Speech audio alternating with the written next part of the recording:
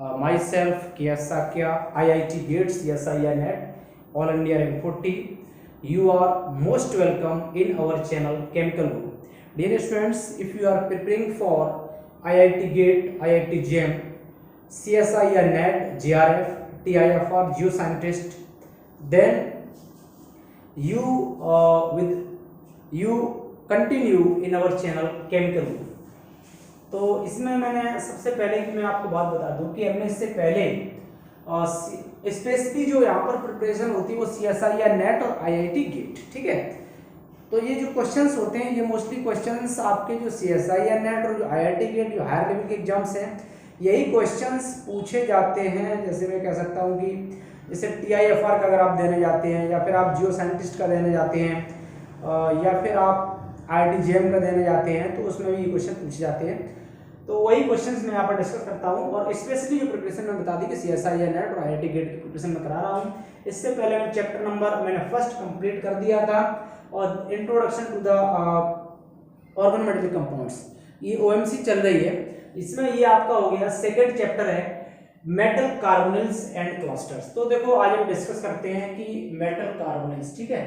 सबसे पहले हम यही बात कर देते हैं कि मेटल कार्बोनिल्स हैं क्या, ठीक है। डिस्कस करते हैं मेटल कार्बोनिल्स, देखते हैं कि मेटल कार्बोनिल्स क्या है। तो देखिए मेटल जो कार्बोनिल्स की अगर मैं बात करूं, मेटल कार्बोनिल्स का मतलब हुआ कि those compounds which contain carbonyl as a ligand bonded to the metal. Means ऐसे कंपाउंड जिसमें क्या हो, कार्बोनिल हो एज ए लिगैंड के रूप में and they are bonded to the metal. जैसे एग्जांपल में बात करूं, हम यहाँ कहें कि जैसे मैंने मेटल ले लिया, मैंने यहाँ पर डेफिनेशन लिख देता हूं पहले कि दोज कंपाउंड्स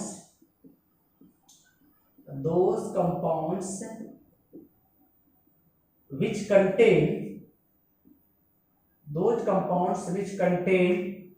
कार्बोनिल नहीं सब कहेंगे क्या, CO है ना, ये कार्बोनिल होता है। Those compounds which contain carbonyl as a ligand, carbonyl as a ligand and bonded to metal, और ये मेटल से डायरेक्टली बॉन्डेड होते हैं एंड बॉन्डेड टू मेटल। तो ये तो हो गई इसकी डेफिनेशन कि मेटल कार्बोनिल्स क्या होते हैं, ठीक है। अब देखो यहां से मैं आगे बात करता हूं। मेटल का मतलब हो गया M से रिप्रेजेंट कर दिया, ये आपका हो गया C। इस तरह से बॉन्डिंग होगी।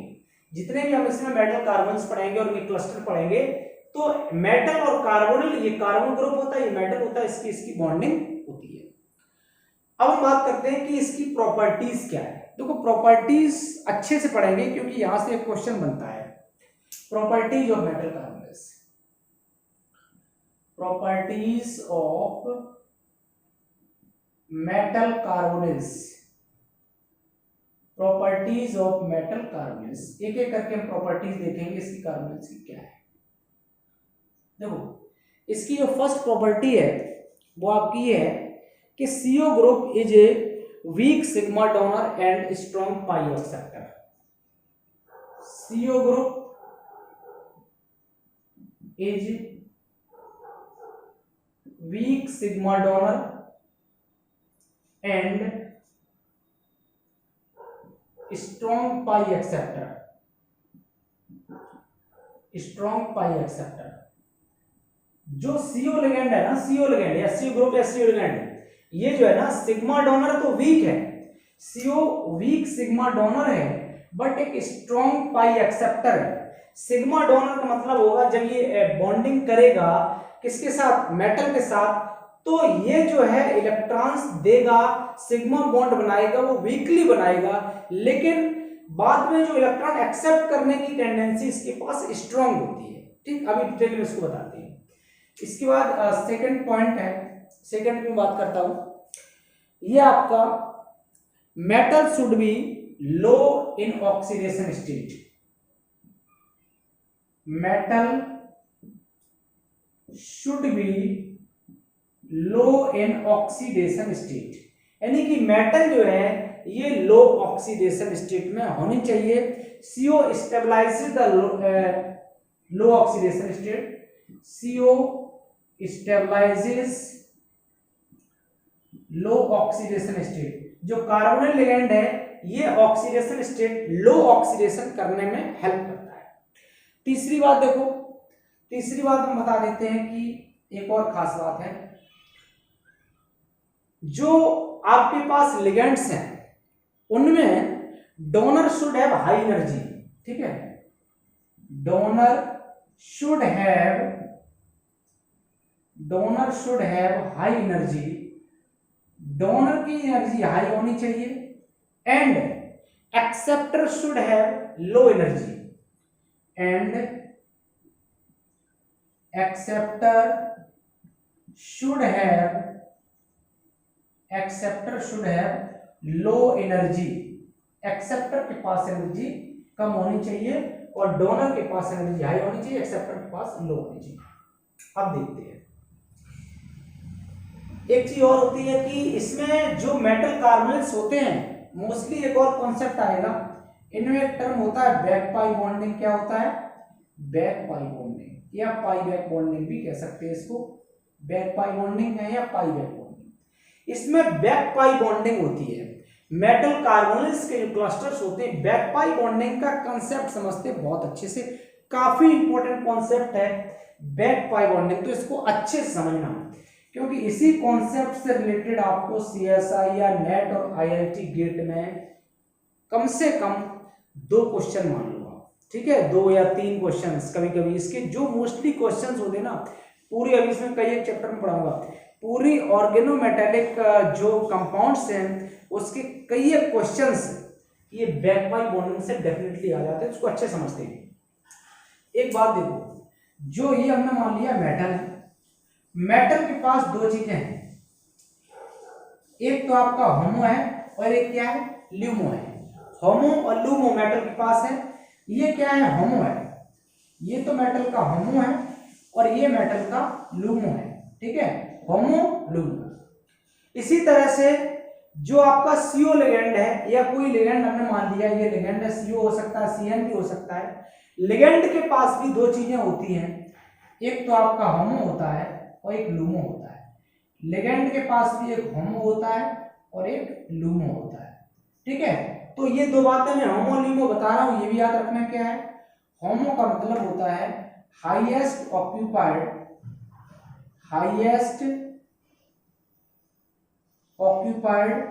Molecular orbital, highest occupied molecular orbital. और ल्यूमो का मतलब होता है, मीन्स होता है, LUMO means lowest unoccupied molecular orbital, lowest unoccupied molecular orbital. मैं एक मिनट चेक कर लेता हूँ वीडियो कंटिन्यू बन रहा है कि नहीं। यस, कंटिन्यू, क्योंकि बीच बीच में कभी कभी ये बंद हो जाता है, इसलिए चेक कर लेता हूँ, ठीक है। अब देखो, हाँ, तो हमने कहा कि मेटल के पास भी 2 तरह के ऑर्बिटल्स होते हैं, होमो ल्यूमो। लिगेंड के पास भी 2 तरह के होते हैं, होमो और ल्यूमो। अब समझना, होमो का मतलब हाईएस्ट ऑक्यूपाइड मॉलिक्यूलर ऑर्बिटल। इसको एक्चुअली होता क्या है होमो? जब आपने देखा होगा +2 लेवल पे आपने पढ़ा होगा कि एनर्जी लेवल डायग्राम्स बनाते हैं, तो एनर्जी लेवल डायग्राम्स में वो ऑर्बिटल्स जिनकी क्या हो, हाईएस्ट एनर्जी हो और उनमें इलेक्ट्रॉन्स हो, यानी कि फील्ड ऑर्बिटल्स जो है, मींस जैसे कुछ तो आपके ऑर्बिटल्स फील्ड होते हैं, कुछ आपके अनफील्ड होते हैं। तो जो हाईएस्ट एनर्जी का ऑर्बिटल जो फील्ड हो, हाईएस्ट एनर्जी का ऑर्बिटल जो फील्ड हो, उसे हम होमो बोलते हैं, हाईएस्ट ऑक्यूपाइड मॉलिक्यूलर ऑर्बिटल्स। इसी तरह से लूमो क्या होता है? Lowest unoccupied molecular orbital, means ऐसा ऑर्बिटल जिसकी एनर्जी कम हो लेकिन वो कैसा हो? Lowest unoccupied. अब देखो, यहां पर हम बात करते हैं, ये होमो है तो होमो में इलेक्ट्रॉन हो गया, ल्यूमो में ये खाली रहेगा। होता क्या है कि जब इसके साथ बॉन्डिंग बनती है, ये लिगेंड मेटल के साथ एक कोऑर्डिनेट बॉन्ड बनाता है। कोऑर्डिनेट बॉन्ड क्योंकि इसके पास तो ये तो वेकेंट है और वेकेंट में तो इसके पास कोई इलेक्ट्रॉन है नहीं। जब ये वेकेंट और ये मेटल कौन सा? डी ऑर्बिटल है, ध्यान रखना, मेटल का ये डी ऑर्बिटल है। तो ये डी ऑर्बिटल जो है ये इसमें से इलेक्ट्रॉन ट्रांसफर करता है, इसमें डी ऑर्बिटल में। इसने इलेक्ट्रॉन डी ऑर्बिटल में दे दिया। जब इसने इलेक्ट्रॉन इसमें दे दिया, अब क्या होगा, मेटल के पास क्या होगा, यानी कि हम कह सकते हैं कि इलेक्ट्रॉन डेंसिटी बढ़ेगी। सीधी सी बात है कि इसने इलेक्ट्रॉन डेंसिटी इसको ट्रांसफर किया, इसने इसको इलेक्ट्रॉन दिया, तो मेटल के पास कुछ इलेक्ट्रॉन डेंसिटी इंक्रीज होगी मेटल के डी ऑर्बिटल में। अब देखो, जब मेटल के पास इलेक्ट्रॉन डेंसिटी इंक्रीज होगी, अब मेटल का होमो क्या करेगा, इस लिगेंड के ल्यूमो में इलेक्ट्रॉन ट्रांसफर करेगा, यहां से ये इलेक्ट्रॉन ट्रांसफर होगा इसमें, इसके ल्यूमो में। और ये जो प्रोसेस होता है, जब मेटल का होमो लिगेंड के ल्यूमो में इलेक्ट्रॉन ट्रांसफर करके बैक ये बॉन्ड बनाता है, पहले तो ये बॉन्ड बनाया गया, तो बैक इलेक्ट्रॉन इसको बैक ट्रांसफर कर देता है, इससे लिया इसको वापस दे दिया, बैक दे दिया, तो इसी बॉन्डिंग को हम लोग बोलते थे बैक पाई बॉन्डिंग। और यहां पर एक बॉन्ड बन जाता है इस तरह से, इसके बीच में ये बॉन्ड बन गया, तो इसी बॉन्ड का नाम होता है बैक पाई बॉन्ड। इस बॉन्ड को हम बोल देते हैं, इस बॉन्ड को मैं यहाँ लिख देता हूँ, इस तरह से मैं घुमा दिया, इस बॉन्ड का नाम है back pi bond, back pi bond. क्योंकि ये जो है बैक बॉन्डिंग, इलेक्ट्रॉन को बैक ट्रांसफर किया लिगेंड को, इलेक्ट्रॉन जो ट्रांसफर किए मेटल ने लिगेंड को, तो इसलिए इस बॉन्ड का नाम होता है बैक पाई बॉन्डिंग। अब एक बात, एक वर्ड आता है पाई एसिडिटी, आप सुनेंगे, ध्यान रखना, अभी अब आगे जब पढ़ेंगे तो एक वर्ड सुनेंगे आप, पाई एसिडिटी, ठीक है।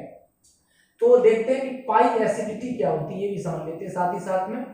पाई एसिडिटी है ना, पाई एसिडिटी का मतलब है कि the ability of accepting the electrons, electron को एक्सेप्ट करने की जो एबिलिटी है उसको बोल देते हैं pi ability. The ability of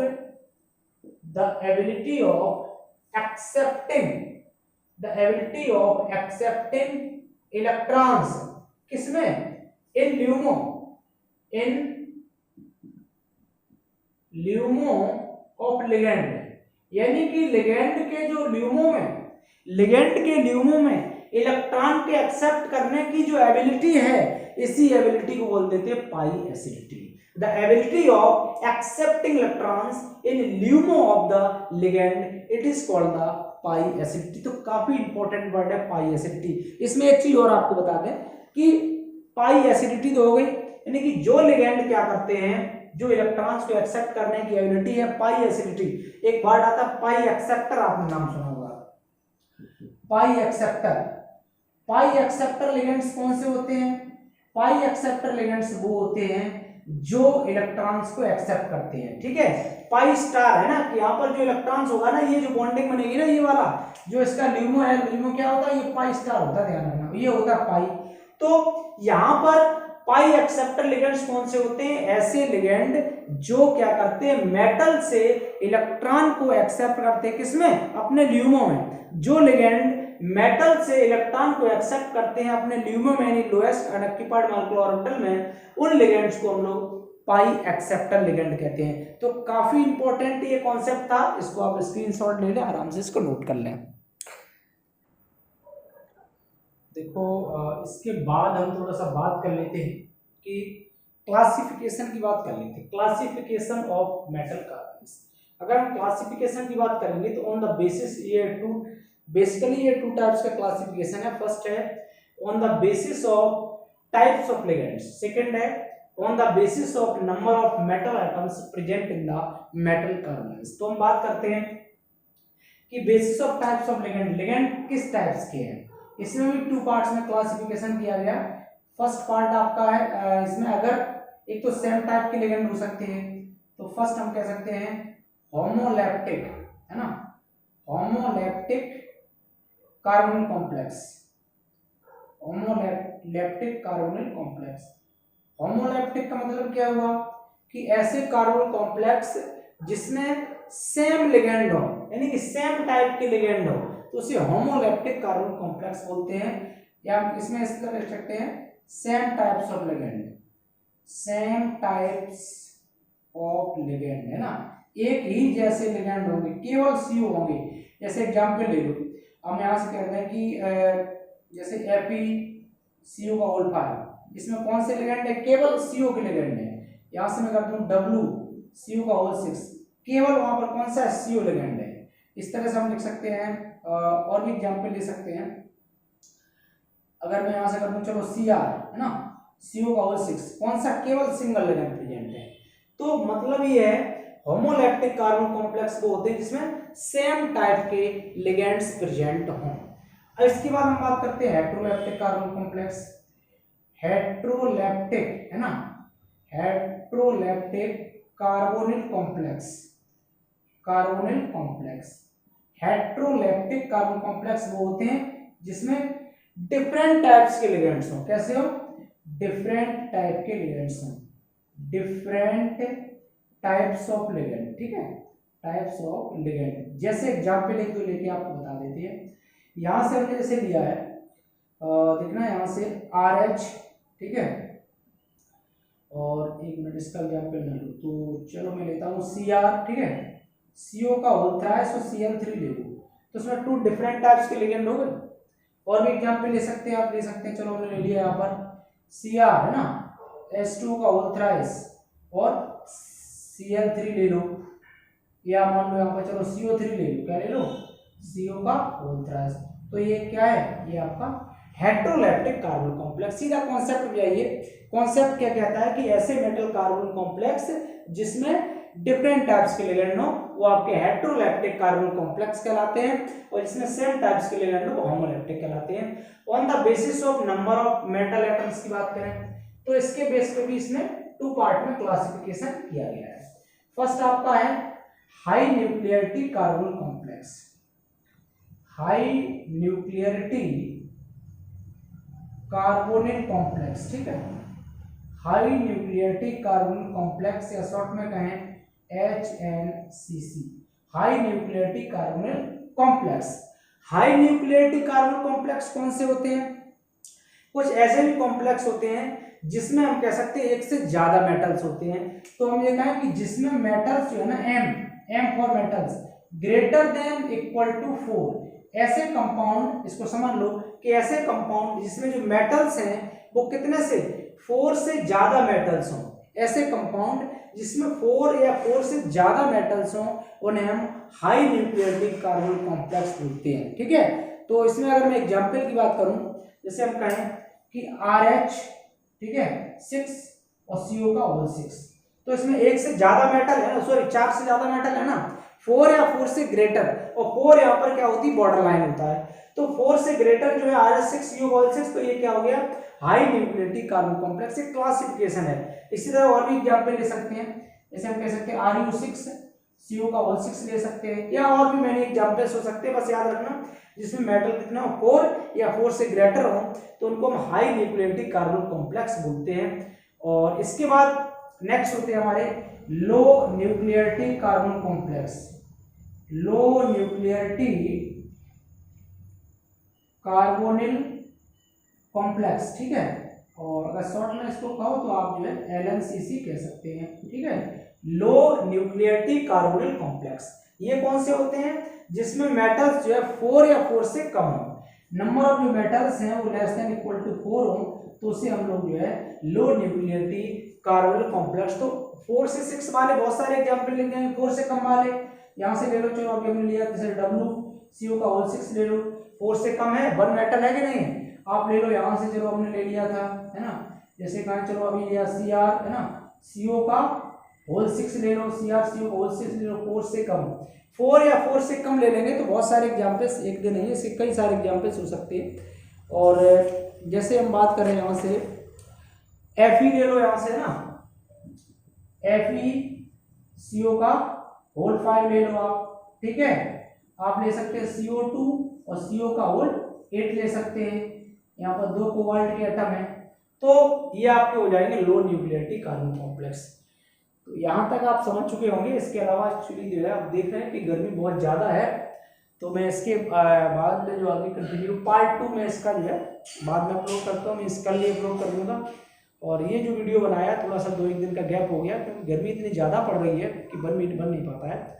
तो चलिए ओके, कंटिन्यू बने रहिए। और हाँ, आराम से CSIR नेट और गेट आप क्वालिफाइड कर सकते हैं, बट एक स्टेबिलिटी अपने आप में बनाए रखिए, कुछ नहीं करना है, जो भी आपके पास बुक्स है उनको पढ़िए, सिलेबस जरूर डाउनलोड कर लेना है, सिलेबस आपके सिलेबस के अकॉर्डिंग। अगर आप नहीं कर पाते तो मैं यहाँ जो करा रहा हूँ बिल्कुल सिलेबस के अकॉर्डिंग, जो जनरली जो है फ्रिक्वेंटली जो क्वेश्चन पूछे जाते हैं उन्हीं कॉन्सेप्ट्स को मैं यहाँ पर लेता हूँ, बेसिक कॉन्सेप्ट्स को। तो ओके, थैंक यू, जय हिंद, जय भारत।